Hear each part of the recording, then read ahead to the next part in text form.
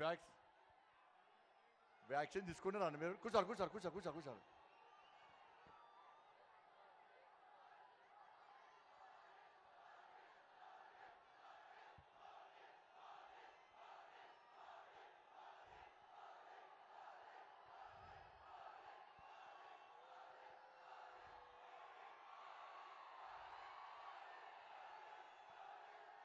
భారత్ మాతాకి. మీరందరూ వ్యాక్సిన్ తీసుకున్నారు కదన్నా? తీసుకున్నారు కదక్క? ఎవరిచ్చిన వ్యాక్సిన్? అరే చేతులు చూపట్టున్నా. ఎవరిచ్చిరన్నా వ్యాక్సిన్? ఎవరిచ్చిరన్నా? ఇచ్చింది కదా. అరే బియ్యం ఎవరిస్తున్నా మీకు? ఎవరిస్తున్నా? ఇండ్లు ఎవరిస్తున్నా? ఎవరు ఇస్తలేరన్నా? అరే కరీంనగర్ కు అభివృద్ధి కోసం 9,000 కోట్ల రూపాయలకు పైగా నిధులు ఇచ్చింది ఎవరిచ్చిరన్నా? కరీంనగర్ స్మార్ట్ సిటీ ఇచ్చింది ఎవరన్నా? గ్రామాలకు నిధులు ఇచ్చేది ఎవరన్నా? గ్రామీణ సడక్ యోజన ఇచ్చేది ఎవరన్నా? ఆర్ఓబి ఇచ్చింది ఎవరన్నా? నేషనల్ హైవే ఇచ్చింది ఎవరన్నా? ఈ దేశంలో తెలంగాణ రాష్ట్ర అభివృద్ధికి నిధులు ఇచ్చేది ఎవరన్నా? అటువంటి మహానుభావుడు మన గడ్డ మీదకి వచ్చినప్పుడు ఒక్కసారి లేచి కరతాళ ధనులతో స్వాగతం పలకానా లేదా? భారత్ మాతాకి. నరేంద్ర మోడీ గారి నాయకత్వం. జై శ్రీరామ్. దయచేసి ఆలోచన, వాస్తవ విషయాలు ఆలోచన అన్న. ఇలా కరీంనగర్లో జరుగుతున్న వాస్తవ విషయాలు వచ్చండి. ఇలా పైసలతో గెలవాలని కోరుకుంటున్నా. ఏ రోజైతే మీరు పార్లమెంట్ సభ్యునిగా నన్ను గెలిపించారో, భారతీయ జనతా పార్టీ రాష్ట్ర అధ్యక్షుడు చేసిందో, నిరంతరం మీకోసం కొట్లాడుతున్న వ్యక్తి బండి సంజయ్. ఏ రోజు రెస్ట్ తీసుకోలే, ఏ రోజు నా కుటుంబాన్ని గురించి ఆలోచించలే, ఏ రోజు నా సంపాదన గురించి ఆలోచించలే. చాలా మంది విమర్శలు చేస్తున్నారు. ఈ రోజు ఈ గడ్డ మీకెళ్ళి ప్రమాణం చేసి చెప్తున్నా, నా మీద ఆరోపణ చేసే కాంగ్రెస్ బీఆర్ఎస్ పార్టీ నాయకులారా, నేను సంపాదించినట్లు మీ దగ్గర డాక్యుమెంట్స్ ఉన్నాయని చెప్పారు. నేను ప్రమాణ పూర్వకంగా చెప్తున్నా, ఏ డాక్యుమెంట్ నేను సంపాదించినట్టు తీసుకొస్తే నా ఆస్తి మొత్తం ఈ కరీంనగర్ అసెంబ్లీ నియోజకవర్గానికి రాసిస్తా అని చెప్పి నేను మీ అందరి ముందు ప్రమాణ పూర్వకంగా చెప్తున్నా. డబ్బు సంపాదన ఉంటే బండి సంజయ్ రెండు సార్లు జైలు కూడా. ఆ మహానుభావుడు ఆశీర్వాదంతో ఏ రోజు నాకు కష్టం వచ్చినా, ఏ రోజు నాకు ఇబ్బంది వచ్చినా, నా నరేంద్ర మోడీ గారు, నా అమిత్ షా గారు, జేపీ నడ్డా గారు నాకు ఫోన్ చేసి, ఏ బండి సంజయ్ నీ వెనుక మేమున్నాం, కొట్లాడు, కేసీఆర్ సంగతి ఏందో చూడు, తెలంగాణ రాష్ట్ర ప్రజలను ఆదుకొని చెప్పి నా నరేంద్ర మోడీ గారు ప్రోత్సహించిరన్న, భుజం తట్టి ప్రోత్సహించిందన్న. ఎవరన్నా ఇలా కొట్లాడింది? గంగుల కమలాకర్ కొట్లాడింది అన్న ఏ రోజన్నా? కాంగ్రెస్ పార్టీ అభ్యర్థి మీకు ఎవరికైనా తెలుసా అన్న? వాళ్ళ అఫిడవిట్ చూడండి. ఒకరి మీద చీటింగ్ కేసులు, ల్యాండ్ గ్రాబింగ్ కేసులు, ఇంకొకరి మీద అక్రమంగా ఆస్తులు సంపాదించిన కేసులు. కానీ నా మీద ఉన్న 74 కేసులు మీకోసం, తెలంగాణ ప్రజల కోసం కొట్లాడిన కేసులన్నా. మీకోసం ప్రాణ త్యాగానికైనా సిద్ధపడ వ్యక్తి అన్నా. ఇలా 3 అభ్యర్థులను బేరీజు వేసుకోండి. ఎవరు మీకోసం పనిచేసారు? ఎవరు ఈ ప్రజల కోసం పనిచేసారు? ఎవరు సొంత ప్రయోజనాల కోసం పనిచేసారు? ఎవరు ఆస్తి పాస్తులు సంపాదన కోసం పనిచేసారు? ఎవరు మీ అభివృద్ధి కోసం పనిచేసారు? ఎవరు నిరంతరం కష్టార్జితంతో ఇలా తెలంగాణ రాష్ట్రంలో ఇటువంటి వాతావరణాన్ని తయారు చేసారో ఒక్కసారి కరీంనగర్ ప్రజలు ఆలోచించండి. మీకోసం కష్టపడ్డ నా కార్యకర్తలు ఒక్కసారి చూడండి. మీకోసం కష్టపడ్డ కార్యకర్తల మీద రౌడీ షీట్స్ ఓపెన్ చేసిర్రు, కమ్యూనల్ షీట్స్ ఓపెన్ చేసిర్రు అలా. కానీ ఏ రోజు నా కార్యకర్తలు మీకోసం కష్టపడ తప్ప ఏ రోజు కూడా వెనుకడుగు వెళ్ళి అన్నా. అరే తెలంగాణ రాష్ట్రాన్ని అప్పుల పాలు చేసిందన్న కేసీఆర్, బీఆర్ఎస్ పార్టీ వస్తే మళ్ళా 5 లక్షల కోట్ల అప్పు తేవాలి. కాంగ్రెస్ పార్టీ వస్తే మళ్ళా 5 లక్షల కోట్ల అప్పు తేవాలి. ఫస్ట్ నాడ జీతాలు చెప్పట్లేదు. ఆర్టీసీ కార్మికులను నిర్వీర్యం చేసిన వల్ల 317 జియో పడుతున్న ఉద్యోగస్తులను ఉపాధ్యాయులను మోసం చేసిన వల్ల డబుల్ బెడ్రూమ్ పేరుతో మోసం చేసిన వల్ల బీసీలను మోసం చేసిండు, ఎస్సీ ఎస్టీలను మోసం చేసిండు, అగ్రవర్ణాల పేదలను మోసం చేసిండు. జీతాలు ఇచ్చే పరిస్థితి లేని కేసీఆర్ తెలంగాణ రాష్ట్రంలో అధికారంలోకి వస్తే ఎక్కడి నుంచి పైసలు తీసుకొస్తావో ఒక్కసారి చెప్పాలి. కర్ణాటకలో కాంగ్రెస్ పార్టీ ప్రామిస్ ఇచ్చి ఏ విధంగా కర్ణాటక ప్రజలను మోసం చేసిందో ఒక్కసారి ఉంచండి. తెలంగాణ సమాజం ఆలోచించాలి. 5 లక్షల కోట్లు అప్పు చేస్తే కేంద్రంలో నరేంద్ర మోడీ గారి ప్రభుత్వం ఉంది కాబట్టి ఈరోజు అక్కడ డబుల్ ఇంజన్ సర్కారు వస్తేనే మీకు న్యాయం జరుగుతుంది. తెలంగాణ రాష్ట్రం అభివృద్ధి చెందుతుందన్న విషయాన్ని ఒక్కసారి తెలంగాణ సమాజం గుర్తుంచుకోవాలి. మొన్న హైదరాబాద్కి వచ్చి మంద కృష్ణమాదిగ అన్న 30 సంవత్సరాలు పోరాటం చేసిండు. ఈ తెలంగాణ ఉమ్మడి ఆంధ్రప్రదేశ్లో పేదలకు న్యాయం జరగాలి, ఎస్సీ వర్గీకరణ జరగాలని చెప్పి యుద్ధం చేస్తే అనేక మంది బలిదానం అయిపోయారు. వాళ్ళ ఎంఆర్పిఎస్ కార్యకర్తలు చాలా మంది అనారోగ్యంతో మరణించిన వాళ్ళ చిరకాల కోరిక తీర్చడానికి కాంగ్రెస్ పార్టీ ముందుకు రాలే, బీఆర్ఎస్ పార్టీ ముందుకు రాలే. పేదల పెన్నిధి కాబట్టి, పేదల మనసు తెలుసు కాబట్టి, పేదల కష్టాలు తెలుసు కాబట్టి మన నరేంద్ర మోడీ గారు, మన ప్రియతమ నేత హైదరాబాద్ గడ్డకొచ్చి ఎస్సీ వర్గీకరణకు అనుకూలంగా మాట్లాడిన విషయాన్ని మాదిగ సమాజం గుర్తుంచుకోవాలి. ఇలా కులాల పేరుతోని, వర్గాల పేరుతోని, వర్ణాల పేరుతోని సమాజాన్ని చీల్చే ప్రయత్నం చేయకండి. ఇద్దరు అభ్యర్థులు అరే ఎన్నికల ముందు టోపీలు పెట్టుకొని నమాజ్ పోతారు, ఎన్నికల తర్వాత మసీదు జాగలనే కబ్జా చేస్తారనే విషయాన్ని గుర్తుంచుకోండి. ఎన్నికల ముందు గుళ్ళకు పోయి పూజలు చేస్తారు, ఎన్నికల తర్వాత గుడి జాగలనే కబ్జా చేసేటువంటి మూర్ఖులు ఇద్దరు అభ్యర్థులు. కరీంనగర్ ప్రజలు ఆలోచించుకోండి.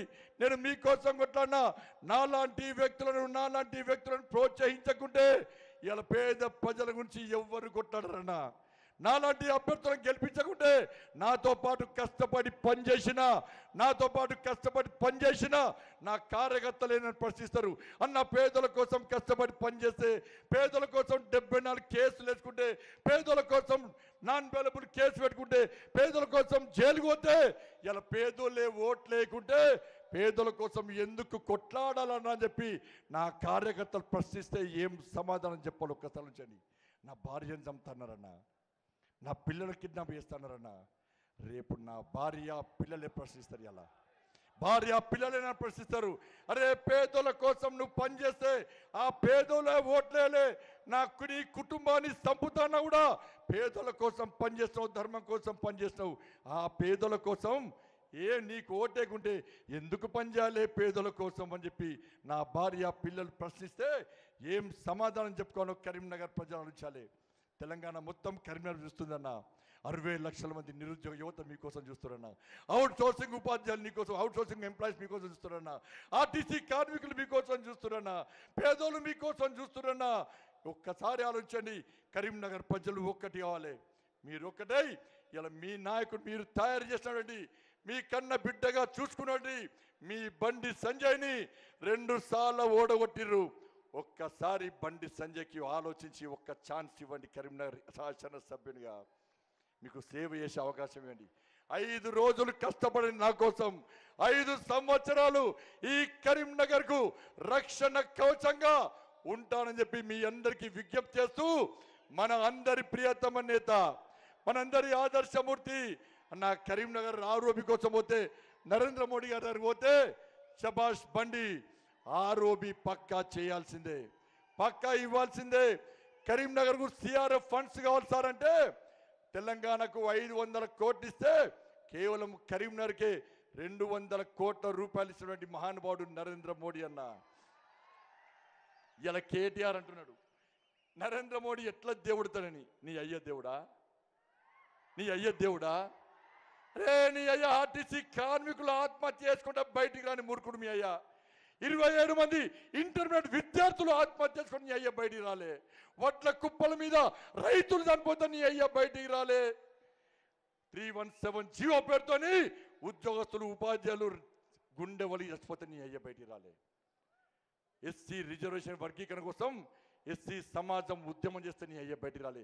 పోడు భూముల కోసం ఎస్సీ సమాజం యుద్ధం చేస్తే మీ అయ్యే బయటికి రాలే. డబుల్ బెడ్రూమ్ల కోసం కానీ మహిళల మీద అత్యాచారం కోసం అత్యాచారాలు జరిగితే మహిళలు చనిపోతే మీ అయ్యే బయటికి రాలే. రుణమాఫీ కోసం రైతులు చచ్చిపోతే నీ అయ్యే బయటికి రాలే. ఇలా ఎప్పటికప్పుడు స్పందించి పేదల హృదయాలను దోచినటువంటి ఒక పేద వ్యక్తి దేశ ప్రధాని అయింది కాబట్టే ఈ దేశంలో పేదలకు న్యాయం దొరుకుతున్న విషయాన్ని ఒక్కసారి గుర్తించండి. అటువంటి మహానుభావుడు ఈరోజు కరీంనగర్ గడ్డ మీదకి వచ్చి మా అందరినీ ఆశీర్వదించడానికి వచ్చినటువంటి ఆ మహానుభావుడు ఆదరణీయ శ్రీ నరేంద్ర మోడీ గారిని మనందరినీ ఉద్దేశించి ప్రసంగించవలసిందిగా కోరుతూ భారత్ మాతాకి జై శ్రీరామ్.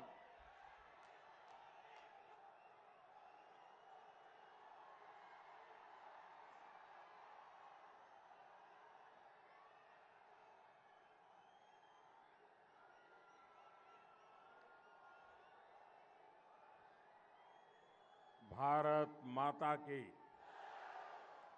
भारत माता की, भारत माता की, भगवान श्री राजन्ना की, भगवान श्री राजन्ना की. ना तेलंगाना कुटुंब సభ్యులందరికీ శుభాభినందనలు. 7 वाहनों, काकतियों और मौर्य नरेशों की कर्मभूमि इस धरती को मैं श्रद्धापूर्वक नमन करता हूं. हिंदी चलेगा ना? और अभी संजय का सुपरफास्ट चल रहा था और आप लोग भी संजय के सुपरफास्ट में डूबे हुए थे. आज जब मैं दुनिया को ये बताता हूं कि भारत लोकतंत्र की जननी है, और जब मैं ये बात बताता हूं तो सबूत देता हूं, और उसके सबूत यहां करीमनगर में मिलते हैं. प्राचीन काल में करीमनगर भी भारत के 16 महाजनपदों में से एक अस्माका का हिस्सा था. ऐसी ऐतिहासिक भूमि से तेलंगाना के उज्जवल भविष्य का एक बहुत बड़ा विश्वास मैं मेरे सामने देख रहा हूं. ये पंडाल छोटा पड़ गया है. इतनी तादाद में आप सब आकर के हम सबको आशीर्वाद दे रहे हैं. मैं आपका हृदय से आभार व्यक्त करता हूं. प्यारे भाइयों बहनों, करीमनगर ने हुजूराबाद उपचुनाव में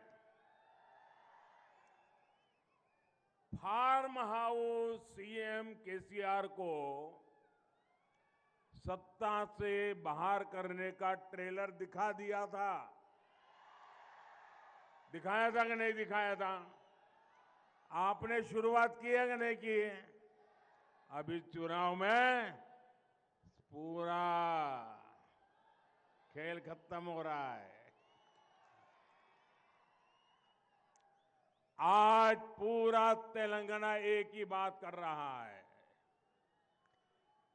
गांव हो, शहर हो, मैं जहां जहां गया हूं, तेलंगाना एक ही बात बोल रहा है. हर कोई कह रहा है तेलंगाना में पहली बार आ रही है बीजेपी सरकार। मेरे साथ बोलेंगे आप? मेरे साथ बोलेंगे? मैं कहूंगा तेलंगाना में पहली बार, आप सब बोलेंगे आ रही है बीजेपी सरकार। तेलंगाना में पहली बार, तेलंगाना में पहली बार, तेलंगाना में पहली बार మొదటిసారి తెలంగాణలో బీజేపీ ప్రభుత్వం ఏర్పాటు కానుంది।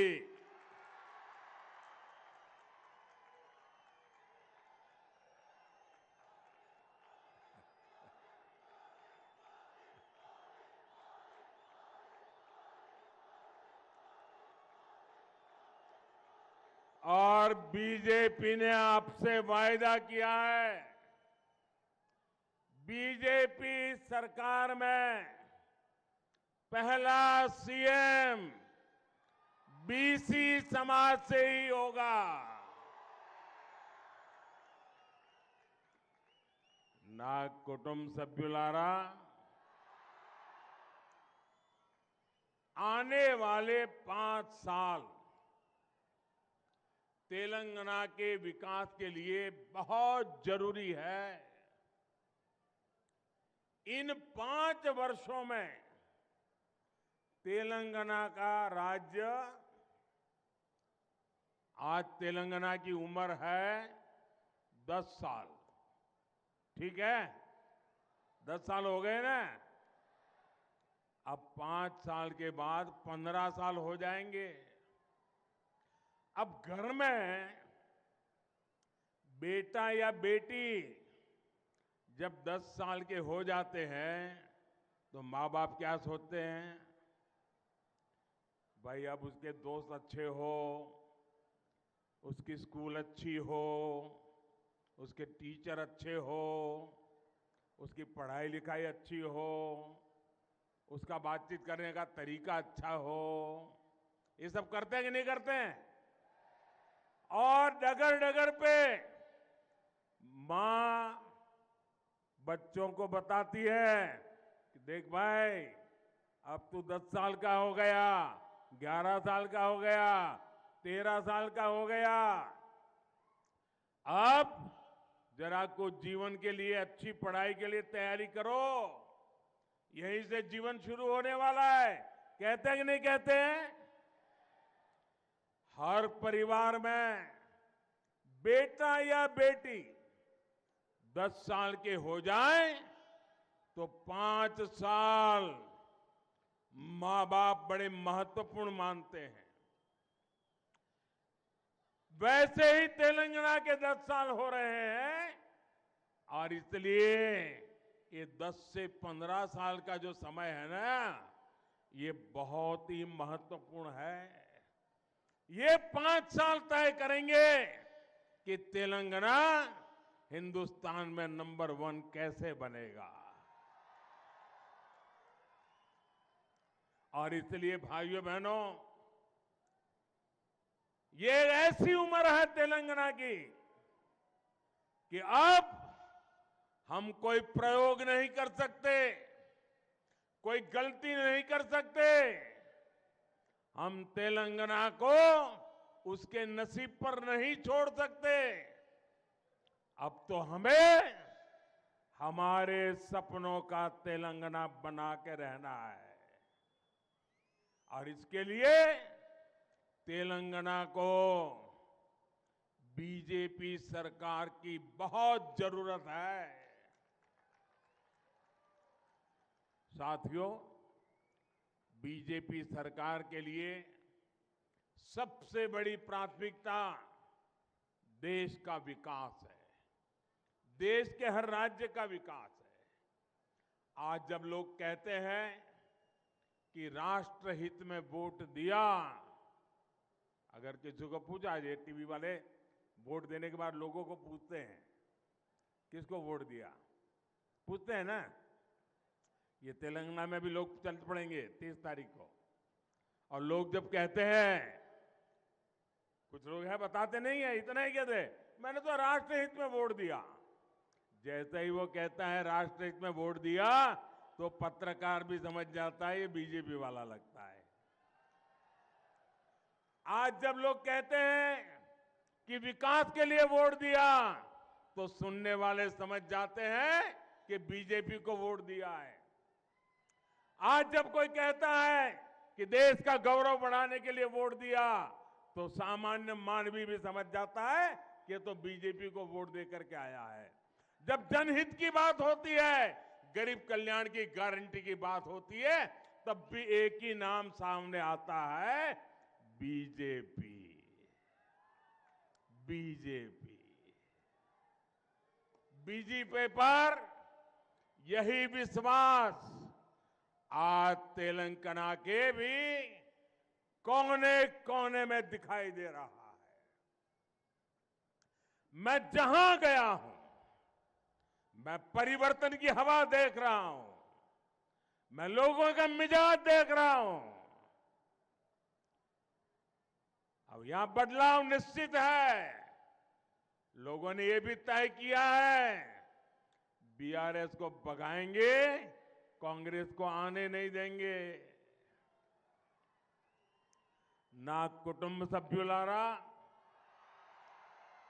बीजेपी से अलग कांग्रेस और केसीआर ने आपको धोखा देने का कोई मौका छोड़ा नहीं है। जब कोई भ्रष्टाचार का नाम लेता है, परिवारवाद का नाम लेता है, तुष्टीकरण का नाम लेता है, तो तुरंत आपको कौन दिखाई देता है? बीआरएस दिखती है, या तो कांग्रेस दिखती है, या तो दोनों दिखते हैं। कांग्रेस के विधायकों की तो कोई गारंटी नहीं है, क्योंकि ये कब बीआरएस में चले जाएं, इसका कोई ठिकाना नहीं। सारा बिकाऊ माल बाजार में है।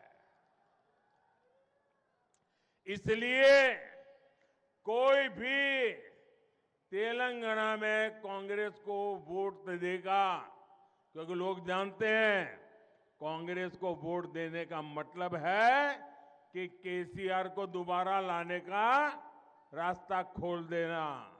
कांग्रेस को वोट यानी केसीआर की सरकार फिर से आने की संभावना। और इसलिए अगर आप केसीआर नहीं चाहते हैं, तो कांग्रेस को भी गलती से वोट मत देना, वरना वो पीछे से घुस जाएंगे। सत्ता से बाहर करने के लिए एक ही तरीका है, एक ही जड़ी बूटी है, एक ही उपाय है, कमल का बटन दबाना। बीजेपी की जीत और बीजेपी का सीएम। ना कुटुंब सभ्युलारा, परिवार के अहंकार में कैसे प्रतिभा का अपमान होता है, ये क्षेत्र इसका भुक्तभोगी रहा है। इस मिट्टी ने देश को पीवी नरसिम्हा राव जी के रूप में एक प्रधानमंत्री दिए, लेकिन कांग्रेस के शाही परिवार उनको पसंद नहीं आया और उनका कदम कदम पर अपमान किया। यही नहीं, राव साहब के निधन के बाद भी सरेआम कांग्रेस के शाही परिवार ने नरसिम्हा राव जी का अपमान करने का एक भी मौका जाने नहीं दिया। ये परिवारवादी सिर्फ और सिर्फ अपने ही बच्चों की सोचते हैं आपके बच्चों की उनको चिंता नहीं है।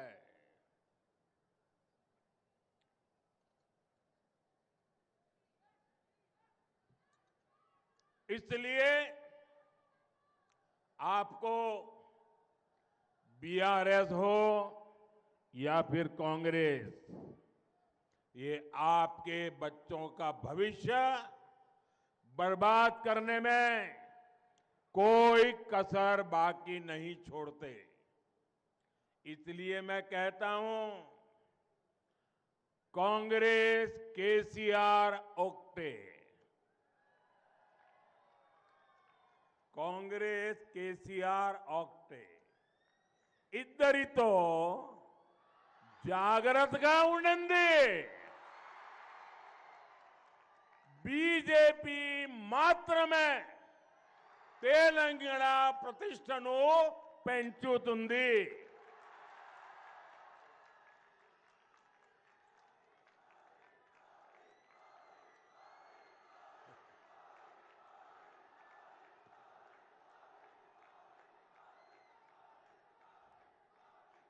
నా కుటుంబ సభ్యులారా, परिवारवादी पार्टियां कानून व्यवस्था को भी बर्बाद कर देती है। जब तक कांग्रेस सत्ता में थी, तब तक आए दिन बम धमाके होते थे। कांग्रेस आज भी जहां सत्ता में है, वहां पीएफआई जैसे आतंकी संगठनों को बढ़ावा मिलता है। करीमनगर सहित देश के एक बहुत बड़े हिस्से को नक्सली हिंसा में झोंक दिया गया था। बीजेपी ने आतंकवाद और नक्सलवाद पर करारी चोट की। बीजेपी ने नक्सली हिंसा पर काबू करके जो माहौल बनाया, उसका लाभ कोई अच्छी सरकार ले सकती थी, लेकिन परिवारवाद की भलाई में डूबे केसीआर इसका भी फायदा तेलंगाना को नहीं करा पाए। पूरे तेलंगाना के लोग जानते हैं कि कैसे बीआरएस ने यहां की कानून व्यवस्था को बर्बाद कर दिया है। ना कुटुंब सभ्युलारा, बीजेपी की केंद्र सरकार का प्रयास पूरे तेलंगाना के संतुलित विकास का रहा है। करीमनगर में स्मार्ट सिटी प्रोजेक्ट के लिए मोदी सरकार ने फंड स्वीकृत किया, लेकिन केसीआर सरकार ने इस प्रोजेक्ट में भी जमकर के रोड़े अटकाए। केसीआर करीमनगर को लंदन बनाने के झूठे वादे करते हैं, याद है ना? और बीजेपी करीमनगर को विकास की नई ऊंचाई पर ले जाएगी। यहां का जो प्राचीन गौरव है, उसको फिर से स्थापित करेगी। ना कुटुंब सभ्युलारा, ये क्षेत्र धान का कटोरा कहा जाता है, लेकिन केसीआर ने किसानों को पानी देने के नाम पर भी करोड़ों का भ्रष्टाचार किया। कालेश्वरम प्रोजेक्ट के साथ क्या क्या हुआ, ये आज सिर्फ तेलंगाना नहीं, पूरा देश जानता है। जिस बीआरएस ने आपके पानी को लूटा है, उसे सजा मिलनी चाहिए कि नहीं मिलनी चाहिए? उसे सजा मिलनी चाहिए कि नहीं मिलनी चाहिए? पूरी ताकत से बताइए, सजा मिलनी चाहिए कि नहीं मिलनी चाहिए? उसकी विदाई होनी चाहिए कि नहीं होनी चाहिए? छोटे, सीमांत और बटाईदार किसान यहां केसीआर सरकार के अत्याचार की इतनी बातें बताते हैं कि आपका इतनी पीड़ा हो जाए। क्या ऐसी भी कोई सरकार होती है क्या? मोदी सरकार ने ऐसे हर किसान के लिए पीएम किसान सम्मान निधि शुरू की है। बीजेपी सरकार यहां के किसानों से बॉइल्ड राइस भी खरीदेगी और पैडी के भी बेहतर दाम देगी। गोदावरी नदी में नए बांधों और बैराजों के निर्माण का जो रोड मैप बीजेपी ने रखा है, वो भी आपके उज्जवल भविष्य की गारंटी है। ना कुटुंब सभ्युलारा, करीमनगर को फिलिग्री आर्ट के लिए जाना जाता है। फिलिग्री आर्ट के लिए जाना जाता है। और मैंने मन की बात में इसकी चर्चा भी की थी।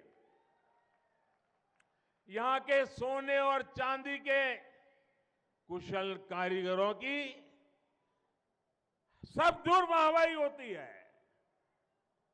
हमारी ऐसी ही कला और ऐसी ही कारीगरों के लिए हम पीएम विश्वकर्मा योजना लेकर आए हैं।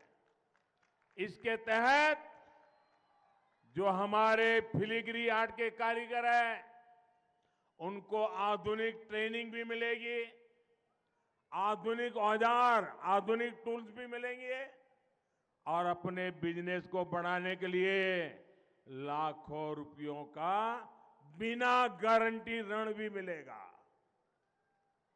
बीजेपी करीमनगर को सिल्वर सिटी के रूप में पूरी दुनिया में गौरव दिलाने के लिए ईमानदारी से काम करेगी।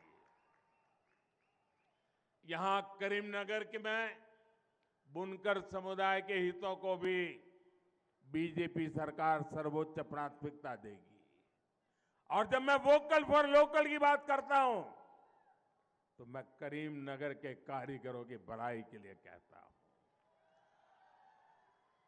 ना कुटुंब सभ्युलारा, तेलंगाना को न बीआरएस की सरकार चाहिए, न कांग्रेस की सरकार चाहिए।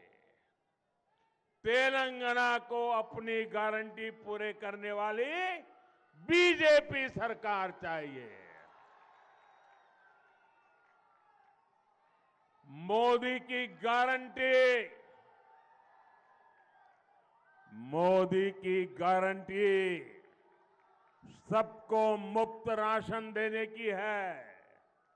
मोदी की गारंटी मुफ्त इलाज और सबको सस्ती दवाई देने की है। मोदी की गारंटी हर किसान को मदद और सिंचाई की सुविधा देने की है। मोदी की गारंटी करप्शन, परिवारवाद और तुष्टीकरण से मुक्ति की है। मोदी के लिए गरीबों का कल्याण सर्वोपरि है। एक तरफ फार्म हाउस सीएम केसीआर है और दूसरी तरफ आपका सेवक मोदी है। ये आपके केसीआर को इतने अंधविश्वासी है, किसी ने उनके कान में डाल दिया कि अगर मोदी की परछाई तुम पर पड़ेगी, अगर कहीं पर भी मोदी की परछाई भी तुम पर पड़ेगी, तो तुम्हारे सारे सपने चूर चूर हो जाएंगे। उस दिन से ये ऐसे अंधविश्वासी व्यक्ति उस दिन से वो मेरे से 50 फुट दूर रहते हैं। न एयरपोर्ट लेने आते हैं, न मीटिंग में आते हैं। किसी ने सुन के दिमाग में भर दिया है कि मोदी का शैडो, मोदी की परछाई अगर केसीआर पर पड़ गई तो उनके सारे सपने चूर चूर हो जाएंगे। ऐसे अंधविश्वासी लोग क्या तेलंगाना जैसे आधुनिक सोच वाले नौजवानों का भला कर सकते हैं? मोदी सरकार गरीब से गरीब को पक्का घर देने में जुटी है, लेकिन यहां की करप्ट केसीआर सरकार ने गरीबों को 2 बेडरूम फ्लैट देने का वादा पूरा नहीं किया और मोदी ने गरीबों के जो लाखों घर बनाए उनको भी यहां की सरकार लाभार्थियों को मिलने नहीं दे रही है। ये जांच का विषय है। हजारों मकान बने हुए हैं, दिए नहीं जा रहे हैं। क्यों? कोई कटकी का हिसाब किताब बाकी है क्या? इसलिए रोक करके बैठे हो क्या? केसीआर सरकार ये बहुत बड़ा पाप कर रही है और ऐसी सरकार को सजा तेलंगाना का हर गरीब देने वाला है। ना कुटुंब सभ्युलारा, कांग्रेस हो या बीआरएस, ये लोग आपको लूटने का कोई मौका नहीं छोड़ते। बीजेपी सरकारों में 96-97 रुपए लीटर पेट्रोल मिलता है। अगर महाराष्ट्र में बीजेपी सरकार है, पेट्रोल सस्ता। गोवा में बीजेपी सरकार है, पेट्रोल सस्ता। हरियाणा में बीजेपी सरकार है, पेट्रोल सस्ता। गुजरात में बीजेपी सरकार है, पेट्रोल सस्ता। जहां जहां बीजेपी की सरकार है वहां पेट्रोल कहीं 10 रुपया, कहीं 15 रुपया सस्ता है। जबकि यहां बीआरएस की सरकार आपसे कहीं ज्यादा रुपये पेट्रोल के नाम पर मार लेती है। आप यहां बीजेपी सरकार बनाइए, आपको पहले ही दिन पेट्रोल पंप पे जाओगे तो बीजेपी सरकार बनाने का संतोष वहीं मिल जाएगा। आपको महंगाई से राहत देने के लिए हर फैसला लिया जाएगा और ये मोदी की गारंटी है।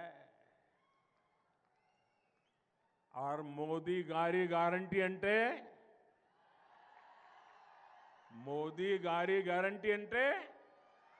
గ్యారంటీగా పూర్తి అయ్యే గ్యారంటీ।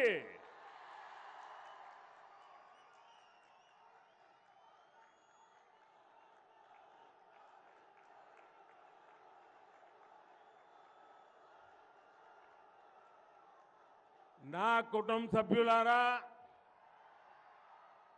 सामाजिक न्याय बीजेपी की प्राथमिकता है। सामाजिक न्यायम बीजेपी तोने साध्यम। इसलिए तेलंगाना को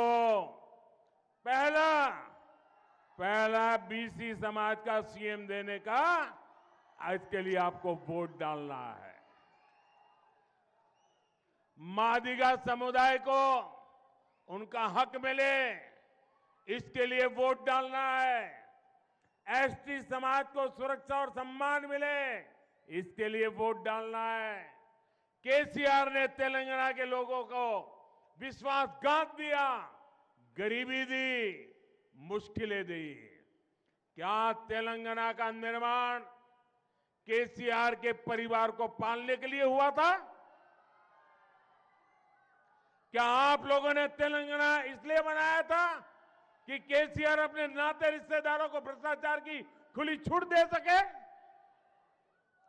केसीआर ने बोला था, क्या क्या बातें की थी? केसीआर ने बोला था आपको देंगे निल्लो, निधुलो, नियामकालो। पर आपको दिया क्या? उसने क्या दिया? कन्नीलो, मोसालो, निरुद्योगुलो। और इसलिए मेरे साथ बोलिए, बोलेंगे? बोलेंगे? मैं बोलूंगा फिर आपको बोलना है बीजेपी फॉर तेलंगाना। क्या बोलना है? क्या बोलना है? जरा हाथ ऊपर करके पूरी ताकत से बोलिए, क्या बोलना है? प्रतीक कोना ओक्टेगाना, बीजेपी फॉर तेलंगाना। आपको क्या बोलना है? प्रतीक कोना ओक्टेगाना, प्रतीक कोना ओक्टेगाना, प्रतीक कोने ओक्टेगाना। साथियों, तेलंगाना में बीआरएस की नाव डूबने वाली है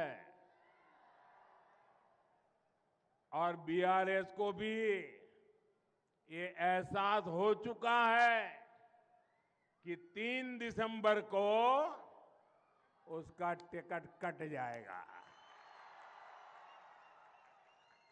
और देखिए, ये देखकर केसीआर के परिवार के लोगों ने भी, उसमें भी घर में बिखराव शुरू हो गया है।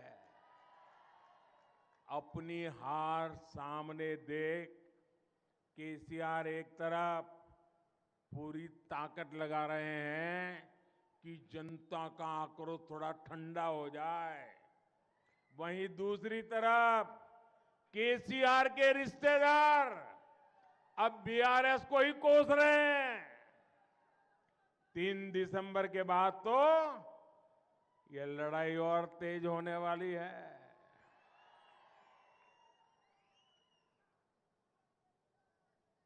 भाजपा सरकार आने के बाद जब यहां लीकर स्कैम की जांच तेज होगी, मोबाइल हो या फिर पैसे की डिलीवरी, स्थानीय स्तर पर हर तार को खंगाला जाएगा और केसीआर की भगदड़ मचनी तय है। आप याद रखिए साथियों, ये बीजेपी ही सरकार है जो बीआरएस के भ्रष्टाचार पर कार्रवाई कर सकती है। और मैं आपको वादा करता हूं, जिन्होंने लूटा है उन्हें लौटाना पड़ेगा। अगर यहां गलती से भी कांग्रेस आ गई तो फिर वो तेलंगाना को भी अपना एटीएम बना लेगी। तेलंगाना के लोग ही तेलंगाना को फिर कुछ साल पीछे होने से बचा सकते हैं। तेलंगाना में कांग्रेस सरकार आना यानी गरीब कल्याण की हर योजना में लूट।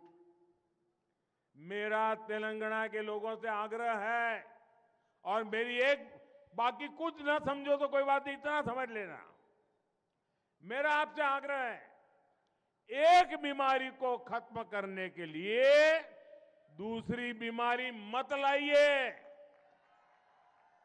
ये कांग्रेस उससे भी दूसरी बीमारी है। कांग्रेस पर कभी भरोसा मत करना। कांग्रेस का तो एजेंडा ही है, कांग्रेस आई तबाही लाई। पहले से विकास में इतना पिछड़ चुके तेलंगाना को कांग्रेस बर्बाद करने में कोई कोर कसर नहीं छोड़ेगी। आप बीजेपी पर भरोसा कीजिए, मोदी पे भरोसा कीजिए। आपने मेरे काम को देखा है। बीजेपी तेलंगाना के विकास के लिए हम दिन रात एक कर देंगे।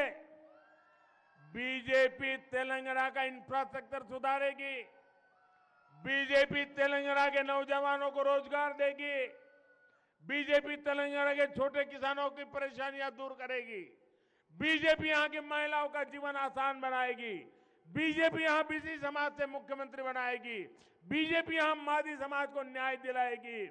आपको पता ही है कि अगले साल होने जा रहे चुनाव में फिर एक बार देश की जनता ने मोदी की सेवाएं लेना तय कर लिया है। मुझे यहां भी बीजेपी सरकार का साथ मिलेगा तो तेलंगाना के लिए काम करने में मुझे भी बहुत मदद मिलेगी।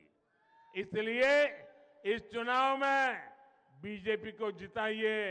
यहां बीजेपी के हर उम्मीदवार को दिया आपका वोट मोदी को मजबूत बनाएगा।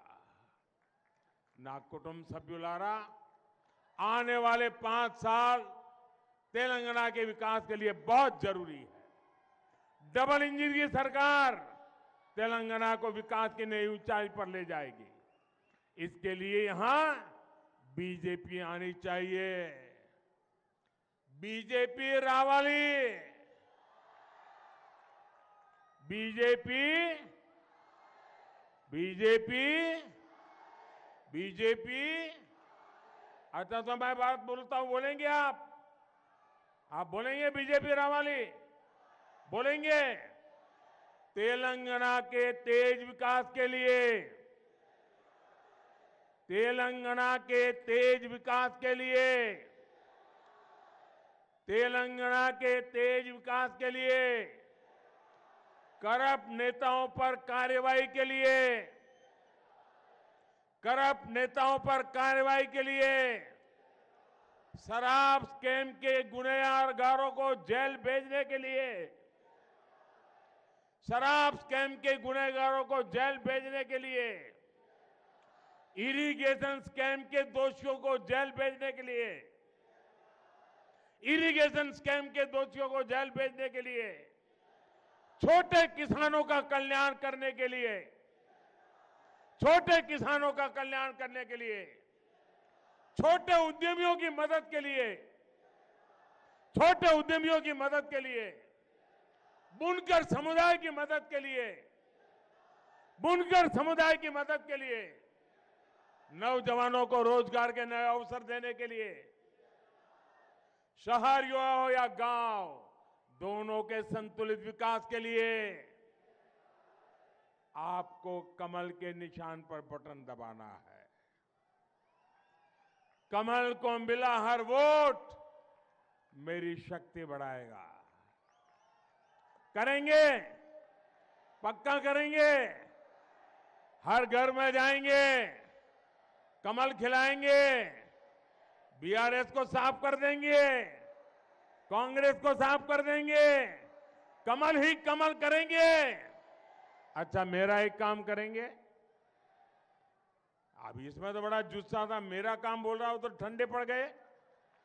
मेरा पर्सनल काम करेंगे, ऐसा नहीं, दोनों हाथ बना करके विश्वास से बताइए, मेरा पर्सनल काम करेंगे।